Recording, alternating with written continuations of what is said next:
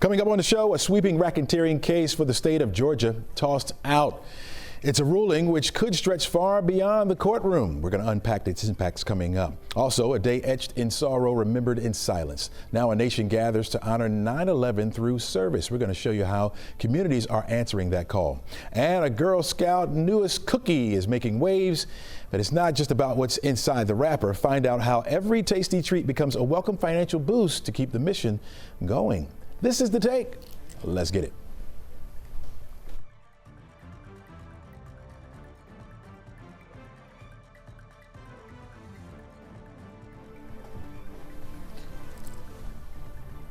Hello and welcome. I'm Chesley McNeil, and this is The Take, where we go above and beyond the headlines and we look at the why and how stories are impacting you and your community. We invite the experts in to share their take on today's top stories, and we try to have just a little bit of fun as well.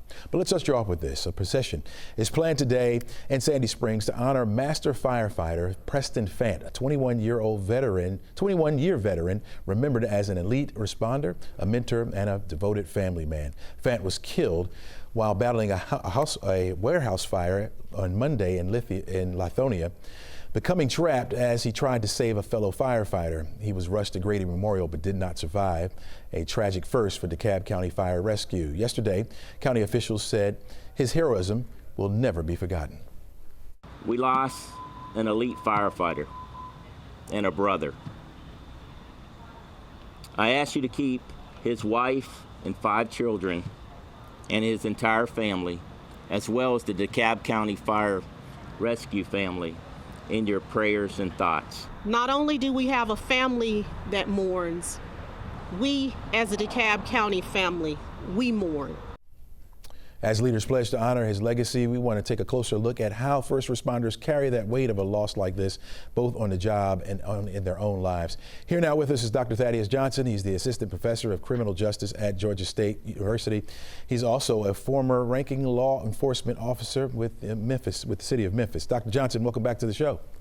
Good morning. Great to be here. All right. First of all, when first responders, it's a loss like this, a colleague in the line of duty, how does that grief ripple through the entire department? Yeah, I think that's a wonderful question. And a couple of things can happen, just on the individual, not even talking about the job, but just acute shock, survivor's guilt, like, why not me? Alongside that, these are heroes, right? And they would rather be themselves than to be the fallen officer.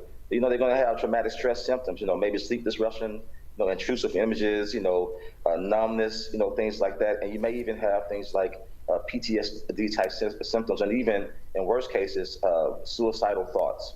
Also, sometimes, officers may try to find ways to cope, both positive and negatives, and so it can be sometimes, substance abuse and things like this. And this is why it's so important that we're there to support them. And then finally, moral injury. We should have saved them, or did we do something wrong? Is it the leadership? And this can kind of, on top of the things I talked about, these things can kind of rip at the hearts of his colleagues. Yeah. When you were serving, did something like this ever happen while you were on the force? Yeah, we had officers die both, in town or be injured, and in the state of Tennessee, and we all rally around them, and you're upset. It kind of makes it hard for you to do your job, right? Your decisions, right? Now think about it.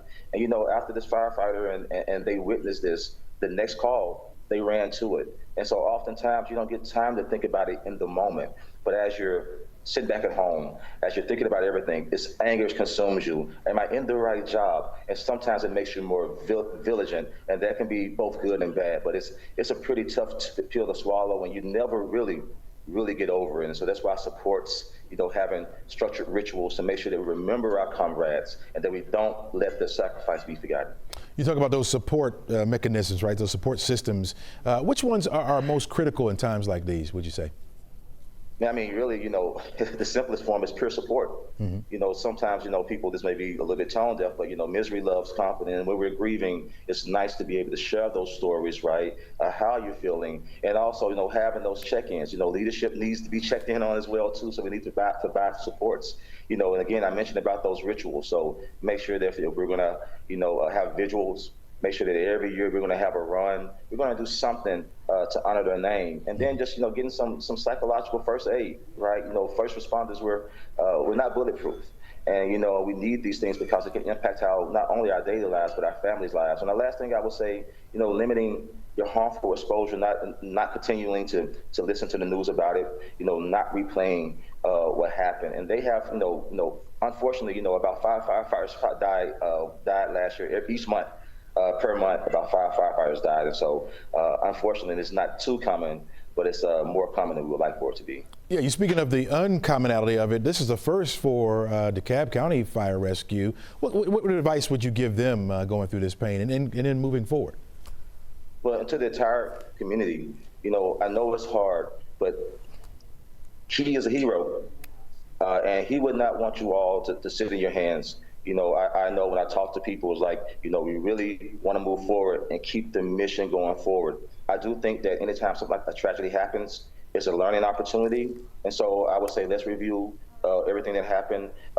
Could something have happened, maybe training? Could we provide better resources? So I think, you know, you have to look internally when those things happen and try to see how can we prevent this from happening again, and not being satisfied this is the first one, because we want to try to prevent another one from happening as much as we can. But we know that this is a very, very, very dangerous job. Let's go back to those resources again. We talked about kind of in-house resources. Is there outside help as well? Because I'm trying to find it where, or maybe where someone may be struggling to put back on that uniform after a tragedy like this happening.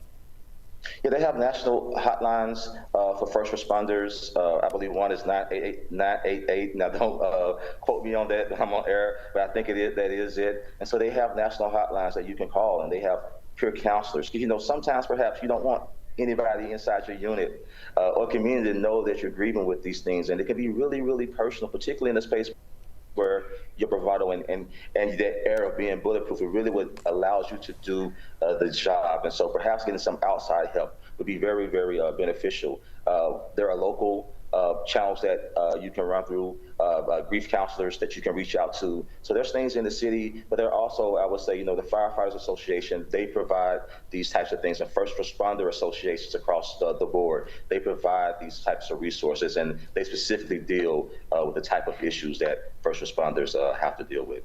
All right, Dr. Thaddeus Johnson, a real tough time. Thank you for coming on, sharing your insight and your advice with us today. Really appreciate it. Thank you for having us, and thank you for covering it. Appreciate you. Take care now. All right. You're watching The Take, folks. Don't go anywhere. We're back right after this. President Trump is speaking out against Israel's strike on Hamas's leadership inside a key U.S. ally in the region. Joining us now is NBC Washington correspondent Alice Barr. Hello, Alice. The president says the U.S. played no role in this attack. What do we know about this strike? Yeah, and President Trump said, in fact, that the U.S., the White House, had no prior warning that this was going to happen, that the U.S. military, not Israel, notified it of the Israeli strike as it was happening, and that the U.S. then told Qatar, but of course it was too late to stop the attack. And President Trump voiced frustration with this. It was a rare rebuke from him, saying that he was unhappy about the way this had played out, that he wants to get hostages back, but was unhappy about the strike inside Qatar, which is a U.S. ally. Again, he underscored that he had not been warned in advance. Hamas leaders were in Qatar because the U.S. asked for a neutral site for Gaza peace negotiations that Qatar has been mediating for months. And Hamas says critically that its negotiating team, its top leadership that Israel was targeting in that strike, was unharmed. The question now is what happens with those talks that Qatar had been hosting, had been mediating, given this major escalation. That's a nation that has been mediating Gaza peace negotiations for months now. It seems like those talks could be in limbo. What are insiders saying about the negotiations now? Right, so that's the really tricky part. Qatar has been playing a central role in any progress, however meager it's been, between Israel and Hamas to try to come up with an agreement to end that just terrible war in Gaza that has caused so much devastation, so many deaths, and so much famine now, as has been declared by the United Nations. President Trump wrote on social media that, quote, unilaterally bombing inside Qatar, a sovereign nation and close ally of the United States that is working very hard and bravely taking risks with us to broker peace, does not advance Israel or America's goals. And the White House does say that after the attacks that President Trump spoke with Prime Minister Benjamin Netanyahu and then with top leaders in Qatar and assured them that nothing like this would happen again inside Qatar. It's the kind of work that he's going to be doing to try to persuade Qatar to remain willing to be this negotiating mediator, which is so critical in order to try to make any kind of progress. Yeah. The U.S. pushing for a new ceasefire proposal that Israel agreed to, but still seems to be a lot of skepticism around all that. How much extra work does the president have to do to make sure this works? Right. So Israel had agreed to this proposal that the U.S. has advanced. We don't have a ton of details about it, but it does include bringing all of the hostages home. It includes an eventual withdrawal of Israeli troops. But Hamas has been skeptical about the terms because it wants unconditional surrender of Hamas. And, you know, Hamas has long said that it's not going to accept something that it goes along with Israel's goal, which is to have Hamas removed from leadership and essentially eliminated as a driving force inside the Gaza Strip. So Hamas was really the one that was voicing skepticism. Israel had agreed. And it seems very clear that now that this strike has happened targeting the very team that was supposed to be negotiating to try to come up with a ceasefire, that Hamas's skepticism is not likely to dissipate at all at this point. So the work is really on that end of trying to get Hamas to come back to the table and figuring out where that table is with the major question about whether Qatar is still going to be willing to act as mediator. Yes. All right. Yeah, thanks for keeping an eye on it for us, Alice, and we really appreciate your insight on it. Thank you so much. All right. RICO charges dropped in the largest case against protesters in U.S. history. We're going to discuss that coming up. Don't go anywhere. We're back right after this. Welcome back to the show. Yesterday, a Fulton County Superior Court judge tossed out racketeering charges against 61 people indicted in a 2023 for protest against the Atlanta Public Safety Training Center, referred to by opponents as Cop City. The ruling was based on State Attorney General Chris Carr. He failed to obtain a required written authorization from Governor Brian Kemp to bring RICO charges forward. Let's go inside this ruling with Emory Law Professor John Acevedo. Welcome back to the show, John. Thank you for having me. All right. How significant is it that the largest RICO case against protesters in the United States history is tossed out on the count of a procedural technicality? It's quite significant. The case was struggling. It's been 2 years since it was filed. RICO cases are notoriously hard to bring. There's just so many moving parts. And this setback is definitely going to harm the Attorney General, even if he appeals. So this comes down to authority, right? Explain how or why the judge said that the Attorney General didn't have the power to bring forth these charges. So typically speaking, attorney generals don't bring charges. Local district attorneys bring charges. So in this instance, the Attorney General did not wait for the local district attorney, who would have been Fonnie Willis, to bring charges, and instead brought them himself. In order to override the local district attorney, he needed, according to Judge Farmer, Governor Kemp's approval. So all he needed was a letter from Governor Kemp, right, to have that approval. Is this really about paperwork, or does it go deeper than that? I think it's about paperwork. The judge also seems skeptical because he's even considering tossing the last remaining charges unrelated to the RICO against these defendants. So it seems that this judge is skeptical of the entire group of charges that have been brought against these protesters. So it does weaken the case against the protesters, right? It does. For now, it ends the case. Because it did not go to a jury trial, it can be appealed by Attorney General Carr, and he has indicated that he intends to appeal it. So it's unlikely we've heard the end of this case. So what does this mean for the 61 defendants are indicted? Are they clear of the charges now? For now, they are clear. There are a few charges still in place for, I believe it was arson, and assaulting an officer, but only on, I believe it was 6 defendants still have charges that were not part of the RICO charge. They were independent. But even those, the judge is considering this week dismissing those as well. So could the charges come back in some form? They could come back. Again, the Attorney General has vowed to appeal this decision. and if he were to win on appeal, that would restore the charges. You said the judge may go back and even erase some of the, because you said, I think it was like 5 domestic terrorist counts, and you're saying they may dismiss that as well. How separate are those charges, or are they all kind of lumped together there? They're separate in the sense they weren't part of the RICO indictment, but they're lumped together because they're all stemming from the same incident, the protests. I think it was, a lot of folks refer to it as the Night of Rage protest from, I believe it was 2.5 years ago now. It's actually been quite a while. And when you have any of these long time lags, that always harms the case of the district attorney.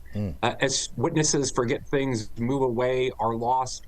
So every delay weakens the Attorney General's ability to bring this case. He says he's going to appeal, right? Attorney General Carr says he's going to appeal this. What are the chances of having success? You're saying the longer it stretches out, it hurts his chances more? Is that what we're saying? It hurts his chances more at trial, just because the evidence becomes weaker, memories fade.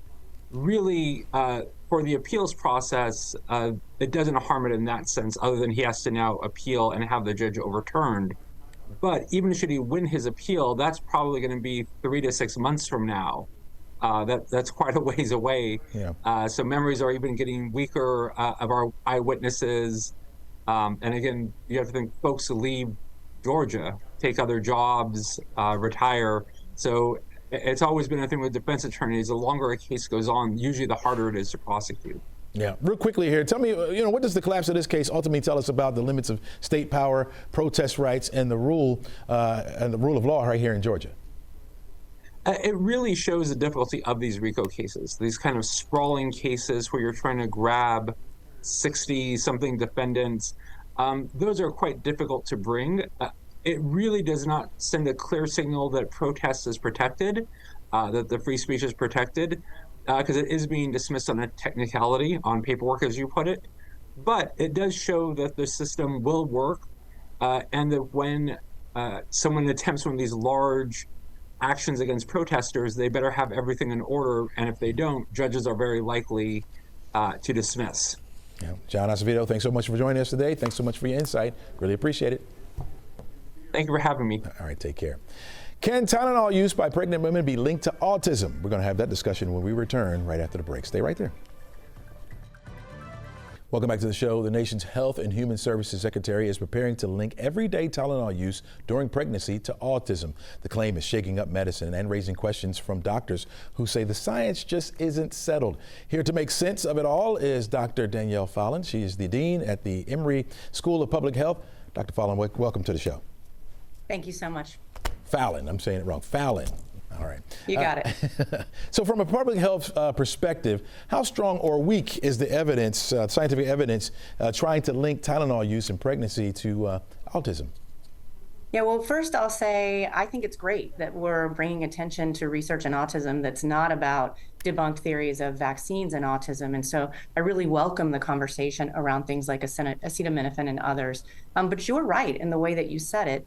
Acetaminophen has been studied for many years globally in the autism research community to ask important questions. And what we've seen are originally mixed results, that there were some studies that did actually say, hey, we should look at this further. And then other studies that said, no, I don't see that kind of association. And these are really large studies of hundreds of thousands of kids in some cases, or their pregnant mothers. And what we've seen in more recent studies is that when you do something called a sibling control, that means when you're looking at people who are brother and sister or some combination of siblings, you now have matched on sort of their genetic background and on their experiences within their family and their mother, the actual mother herself. And so when you do that, you can remove some of the other explanations that might be driving a kind of spurious association between acetaminophen and autism. And so when you do that, you no longer see that kind of association. So for me, that means we still have some more work to do because even that's not definitive, but it reassures me that if you're using acetaminophen appropriately during during pregnancy and with the guidance of your doctor or care provider, that it should be safe. So I'm hearing you saying that there's some links that say, yeah, this could be the case, and then there's some that say no links, right? And I guess the no links probably outweigh the smaller links. But when you hear about those smaller links, should that raise a red flag? I think it's important to always pay attention and be open-minded about new research, and then look for the rigorous detail. And in this case, when we look for the rigorous detail, the evidence so far leans to no association. But I think it is important that we continue to study this and many other factors. Yeah. Are there alternatives for pain relief, fever relief during pregnancy? Is there other things that we should be looking toward? I'm not an obstetrician, so I wouldn't dare give that kind of medical advice to folks. But I would say talk to your care provider if you are experiencing fever, pain, other things during pregnancy, so that you can get the very best care possible for yourself and for your coming child. Is that the advice you would give to pregnant mothers watching and hearing about this debate? What I would say to pregnant mothers watching is, please don't take this on as yet another thing that we put as burden on ourselves when we're carrying children. This is not about blaming the mother. This is about arming us with the best information to have the healthiest pregnancies. And so talking with your doctor and leaning into evidence-based findings is the best thing you can do for yourself and for your child. When you hear statements like this from high-profile figures like the nation's health secretary, it has an effect, or do you think it has an effect on public trust when it comes to medical guidance? I do worry about that, and I hope that we continue here at the Rollins School of Public Health and at federal agencies and many other places to provide trusted information so that we can help folks make the best decisions possible. Dr. Fallon, what is the single most important takeaway you want folks out there to remember about Tylenol use and the autism risk? That the evidence is mixed and too soon to make any changes in our guidance. All right, there you go. Dr. Danielle Fallon, thanks so much for joining us. Thanks so much for your insight. Really appreciate it. Thank you. All right, coming up on the show, our Gridlock Guy is going to tell us how to keep cool when we're sitting in traffic. We don't want to lose our heads, right? He's going to be on the show a little bit later on. But first, there's a new Girl Scout cookie coming out. We're going to tell you what it's all about. Some of us around here has tasted it. I haven't, but we'll tell you what it's like coming up. All right, perhaps you're one of the tens of millions of folks who buy Girl Scouts cookies every year, and note that every box counts. Roughly 70% of the nation's operating budget comes from the sale of Girl Scout cookies. And this year, the sweetest support may come from a brand new flavor. Joining us now is Alantria Dixon, Chief Revenue Officer for the Girl Scouts of Greater Atlanta. I have to ask you this before we get into the interview. Are you from Atlanta? I am not. Actually, I am from Fort Valley, Georgia. I moved to Atlanta when I was a small child. Did your parents tell you that name is for the city, or you just, that's just? It's just a name. Hey, we'll take it. We'll take it. Welcome to the show. All right, so we mentioned that figure of 70%, right? What kind of programs or opportunities would simply not exist without Girl Scout cookie sales? Absolutely. So 70% of the funds stay local here in the greater Atlanta area. So those funds are going towards things to support our girls and our missions, such as financial aid for girls who are unable to afford the Girl Scouting experience. Also the maintenance of our properties. We have 3 camp properties. Being able to offer opportunities such as badge earning events at our large STEM Expo, our Girls Night Out. Those are just a few of the things that we are able to offer based on those funds, but it's all going back to fuel the mission to build our girls of courage, confidence, and character. Yeah. How much is a box of cookies now? $6, and I'm happy to say they will remain $6 in 2026 as well. Not going up. Breaking news right here. Now, how much of that actually supports Atlanta-based programs here for the Atlanta troops?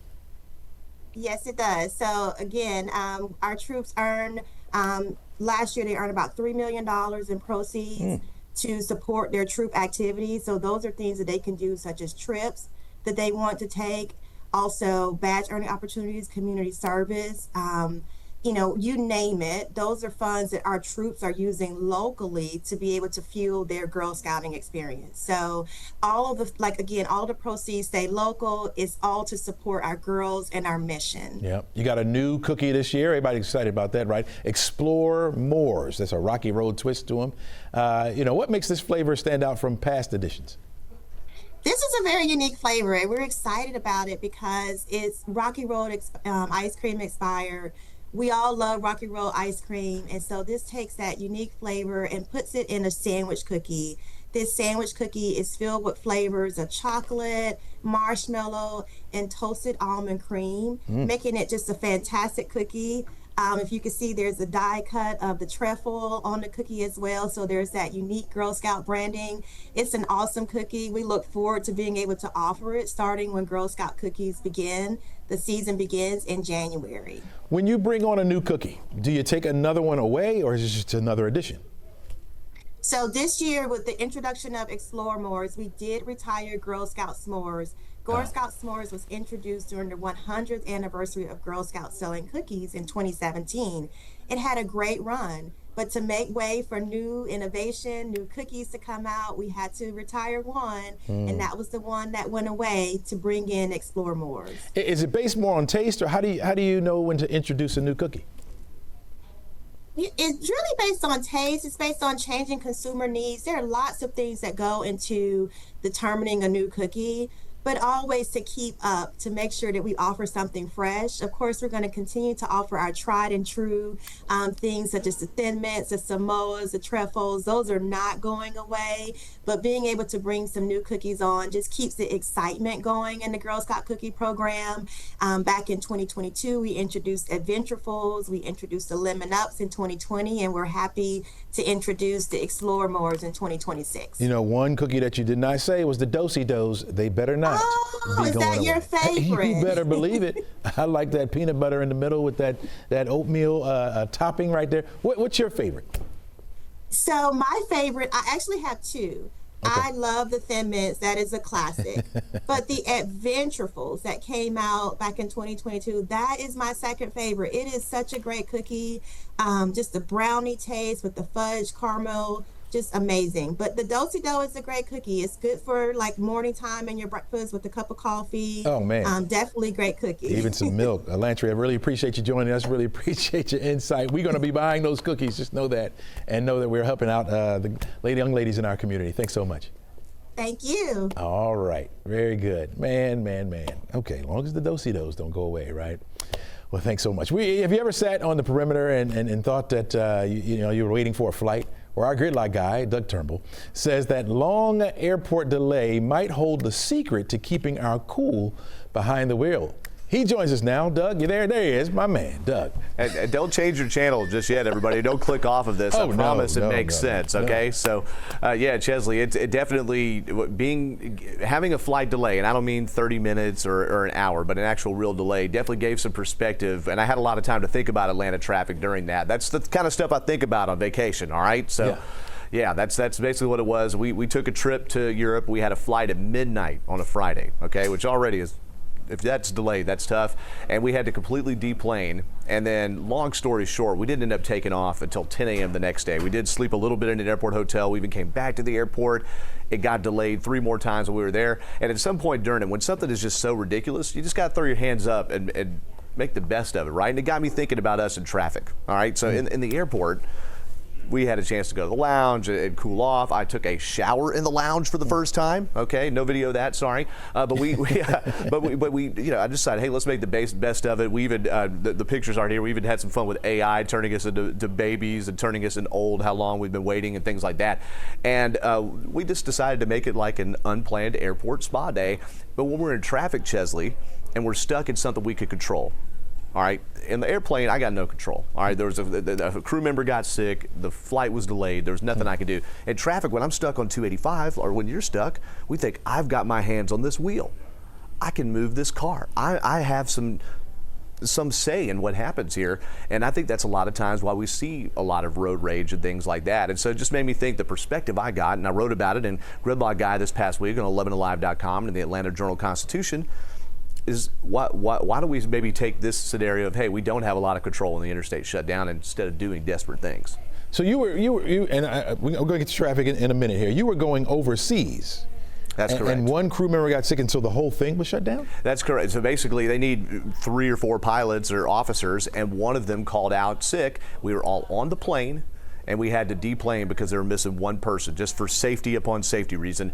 We left our luggage on the plane. We went back to the gate. They said, we're going to be delayed till 2 a.m. Somebody else has accepted the assignment, and then that person canceled. And then they said 7 a.m. will be the flight. And that's when we got a hotel voucher. And I never thought I would stay in an Atlanta airport hotel, man. I live in Chamblee, right? But we got 30 or 90 minutes of sleep, and that's what we did. And the next morning they had to get a whole new crew because everybody had timed out. You know how that works. So yeah, Doug, what you're talking about takes a little bit more maturity, right? You're talking about a long trip overseas, but now I've never been accused of that. Right, you're relating that to you sit there in a car. So how does that work with your mood, right? How do you kind of psych yourself out of being upset?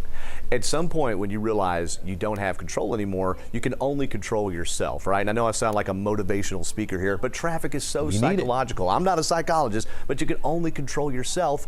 So make the best of it. If you're stuck in traffic longer, you've got more time to listen to podcasts or listen to the radio or listen to your favorite music. Or maybe if you're with somebody you love or somebody you carpool with, you've got time to make some conversation. And sure, you might be late for dinner and you may be late to something really important even. But you can only control what you can control. And hey, there were a lot of people freaking out in the airport too. Don't worry. Fortunately, we had lounge access, so we got to take the edge off a little bit.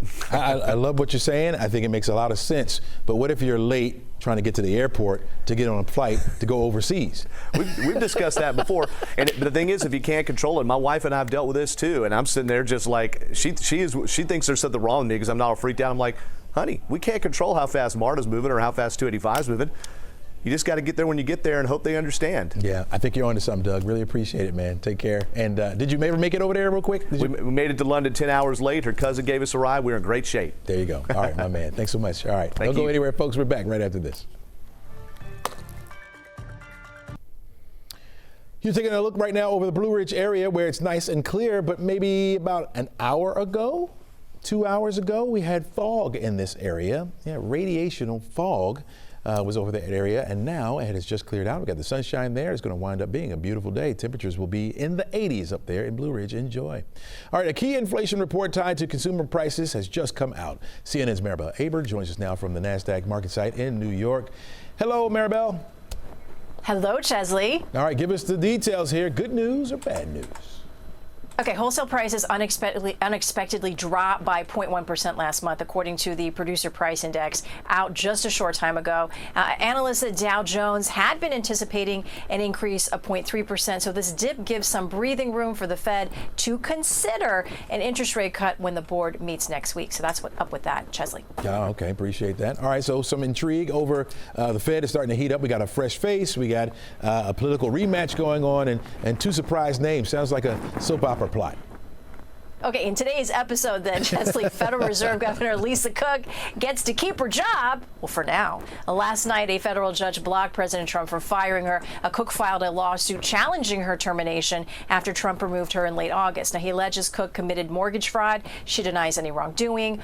Cook's case is the first ever effort by a president to fire a Fed governor for purported cause, and the Supreme Court is expected to have the final say here. The judge's block on Trump's means that Cook will be at the Fed's next meeting, which starts on the 16th.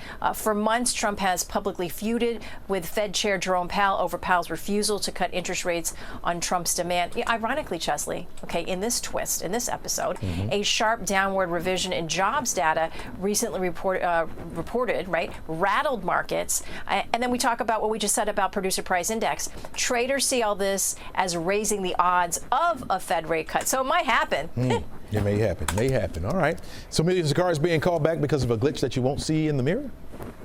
Right, Chesley. It's the latest in a long year of recalls for Ford. The automaker is now recalling another 1.5 million vehicles in the U.S., this time over faulty rear view cameras.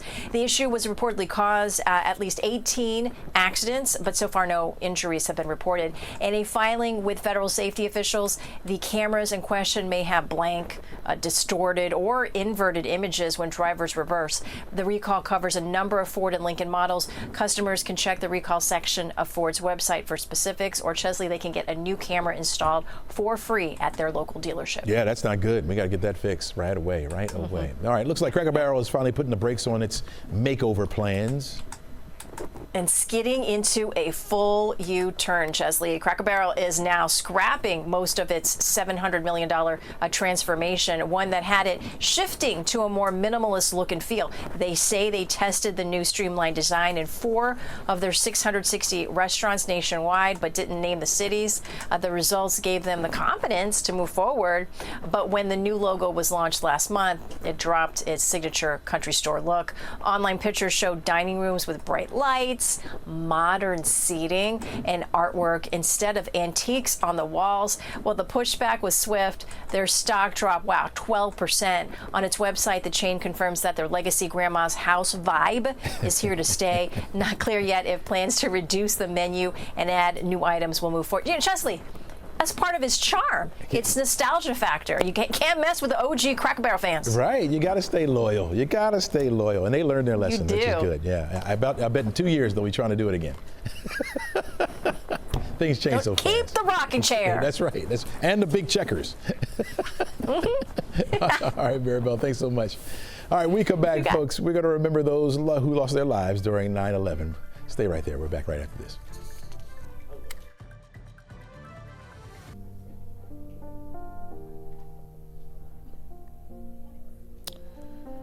Tomorrow, September 11th, marks 24 years since the nation endured perhaps its most shocking moment. 2 hijacked planes crashing into the Twin Towers of the New York's World Trade Center, a third in the Pentagon in Washington, and a fourth into a field in Pennsylvania after passengers tried to take back control.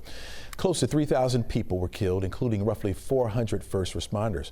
While we'll never forget the heartbreak and the heroism of that day, each year Americans also choose to honor 9/11 by turning remembrance into action through service. With us today is Jay Winnick. He's the co-founder and the executive vice president of September 11th National Day of Service and Remembrance. Jay, welcome to the show. Thank you for having me. All right. So many of us, when we talk about 9/11, which is actually my wife's birthday, we always talk about where we were on that day. Where were you?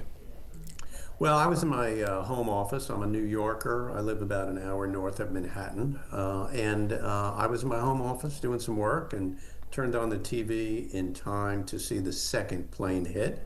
I immediately started calling my brother Glenn, who was a partner at a law firm downtown, but also a 20-year volunteer firefighter and an EMT. So I knew if he was in the area, he was going to respond, and unfortunately he did, and he perished when the South Tower collapsed. Wow. What was going through your mind as the day unfolded? Well, it was frightening. In the beginning, we were, my family and I, we certainly knew that Glenn knew how to handle himself. He was specially certified in building collapse rescue. He had responded in '93 when the Trade Center was bombed, but of course that time he came home. We were worried, and we got increasingly worried, though, when the towers came down, because we knew he had responded, and of course we couldn't reach him. And like so many of the other families, we held on hope for some days until the authorities told us this is no longer a rescue operation. But it was really nerve-wracking, and with each passing day, more and more upsetting, of course. Yeah. What moved you to turn such a day like this, a day of heartbreak, into a day of service? Well, it's an important question. Some of us, including my co-founder, David Payne, who's a good friend, we were recognizing the amazing way that people came together so spontaneously, so productively after the attacks, from 9/12 and then for weeks and weeks after. We put aside our differences, we came together as Americans, we came together as a global community. More than 90 countries lost people on 9/11. So we wanted to try to create a ritual in this country where each 9/11 anniversary, we rekindle that spirit of common humanity, of compassion, of togetherness. And so we started a grassroots movement that has grown into the nation's largest annual day of charitable engagement. Yeah. Here in Atlanta, one of those big events on Thursday will be packing meals for those in need. Talk to us about the involvement here. Well, some years ago, back in 2016, we started staging, because we began this initiative back in 2002. And by the way, it is one of only 2 National Days of Service recognized under federal law, along with MLK Day. And so we started staging our own, large-scale signature meal pack events, first in New York, and then we just kept adding and adding other cities because the response was so tremendous. So about 6 years ago, we started in Atlanta as one of those cities. Tomorrow, we will be in 24 cities with these meal packs. But what's happening is that more than, about 1,500 or more volunteers from the Atlanta area alone are coming together at Mercedes-Benz to pack non-perishable, shelf-stable meals that'll then be donated to local food bank in Atlanta, the Atlanta Community Food Bank. And then they will distribute it to Atlanta families who are at risk of hunger. So it's really a tremendous outpouring of compassion from the local Atlanta community. We're thrilled about it. Yeah, it turned out to be something huge, small, but then growing to something huge. What do you hope for the next generation as this carries forward? What do you hope they'll get out of this?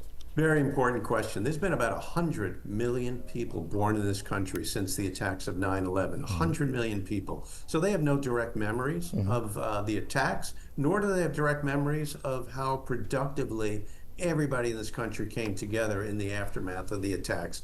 And so we want to teach them, and we do through our education program. We have free downloadable lesson plans on our website, 911day.org. And there's so much information out there about how people can get involved in the National Day of Service. But we want the next generation and the generation after that and the one after that to continue to pay tribute on 9/11 by engaging in service. And I'll tell you, so many people, it's so encouraging, so many young people now from this next generation participate in 9/11 Day, either individually or as part of organized activities. It's very inspiring. Yeah. Jay, thanks so much for joining us. Condolences to you and your family, and thank you for what you're doing to our community and the example you're setting for all of us. Really appreciate it. Thank you for having us. There's so many Atlanta companies that are supporting this, including Delta and Reliance and Home Depot Foundation and others, and we couldn't do it without the help of AmeriCorps, which is the federal agency that oversees a lot of volunteerism in this country. So a lot of people come together to make this happen. It's really an amazing outpouring of compassion and community spirit. All right, thanks so much for joining us. All right, if you want to help out the Team Depot Meal Pack, it's happening tomorrow from 11:30 a.m. to 2 p.m. at Mercedes-Benz Stadium. All the meals will go to the Atlanta Community Food Bank, and spots are filling up quickly, so you make sure you want to get involved. Go ahead and make the call, get involved, and get involved. All right, another check on your forecasts and my final take when we return. Well, it's going to be a beautiful day.